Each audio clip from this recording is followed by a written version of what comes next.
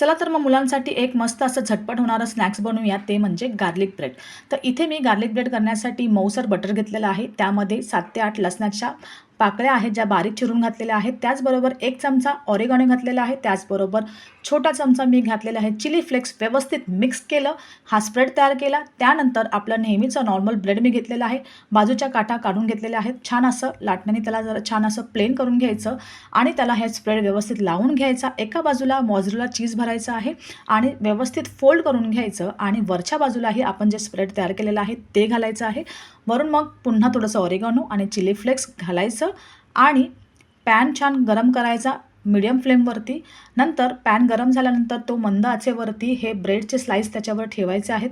झाकण ठेवून चीज मेल्ट होईपर्यंत ठेवायचं आहे आणि मस्त असं हे आपले चीजी गार्लिक ब्रेड तयार झालेले आहेत. यमी.